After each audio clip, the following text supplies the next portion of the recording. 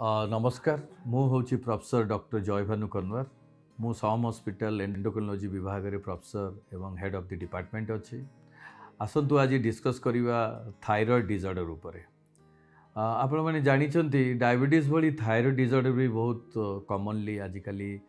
diagnosis होची आपण मैंने जानिया दरकार जे थायराइड हार्मोनटा थायराइड ग्लैंड जोटा कि आमर बेकर सम्मुखरे अच्छी ता thyroid gland thyroid hormone secrete करे एवं थायराइड हार्मोन रो मुख्य फंक्शन होची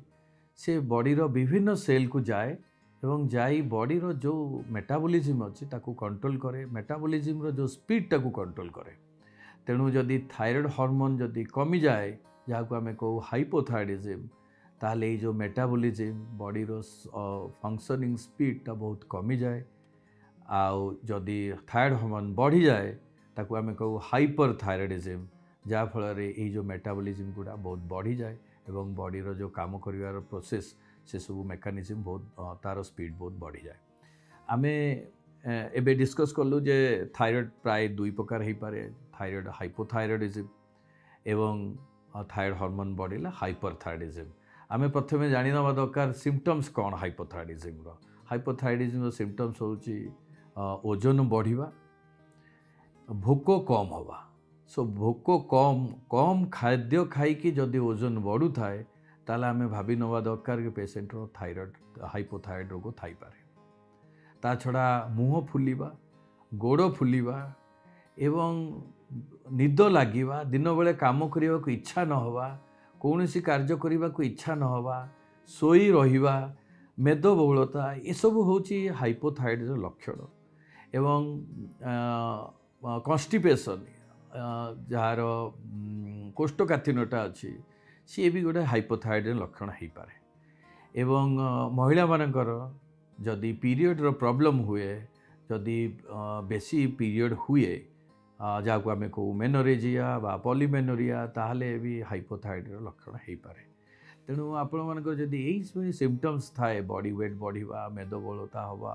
गोड़ फुलिबा मुह फुलिबा कोष्ठकाठिन्यता हवा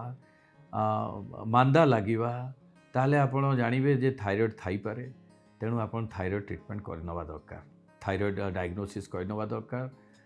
जोटा कि हाइपोथायराइड हबार पॉसिबिलिटी अच्छी सेपरी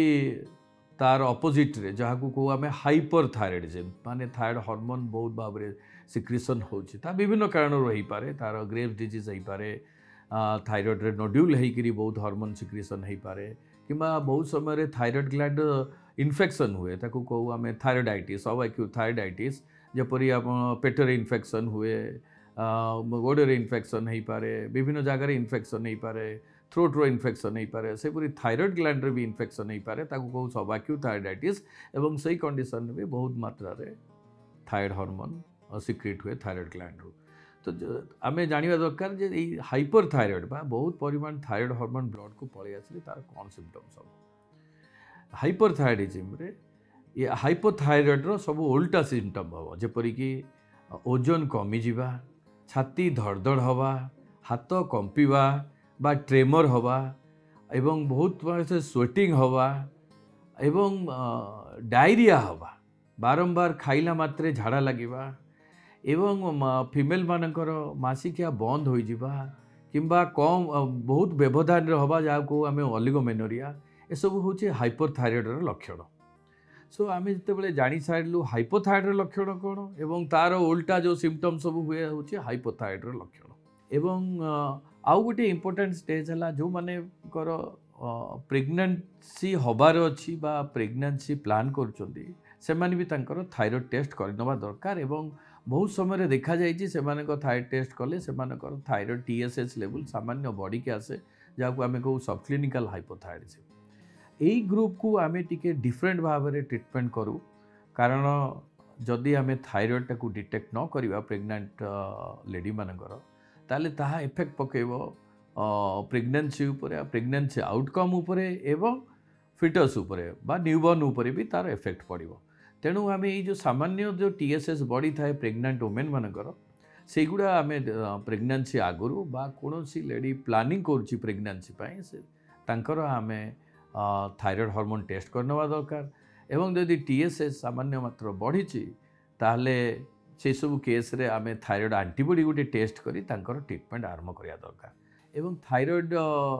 जदिओ हाइपोथायराइड हो जोटा कि आमे को ओवर्ट हाइपोथायराइडिज्म बा सब क्लिनिकल हाइपोथायराइडिज्म माने कम मात्रा रे थायराइड हार्मोन कम अछि ताले सब क्लिनिकल हाइपोथायराइडिज्म किंबा थायराइड हार्मोन बेसी अछि जहाँ को आमे कहू हाइपरथायराइडिज्म ताहले सेगुड़ार ट्रीटमेंट पॉसिबल एवं बहुत समय रे देखा जाइछि जेमति हाइपरथायराइडिज्म ट्रीटमेंट कले ताहा कंप्लीटली क्योरेबल प्राय 1.5 वर्ष रु 2 वर्ष ट्रीटमेंट करला परे एंटीथायराइड ड्रग देगी ताहा ऑलमोस्ट 50% ऑलमोस्ट क्योर हो जाती बाकी जो मान को क्योर न हुए से मान को आमे रेडियो आयोडीन ट्रीटमेंट बा थायराइड सर्जरी भी करि था सेपरि हाइपोथायराइडिज्म आमको जानी दबा दरकार बहुत लोकंकर मनरे डाउट हुए जे थरे थायराइड हार्मोन ट्रीटमेंट स्टार्ट हेले आमको जीवन सारा नबाक पड़ो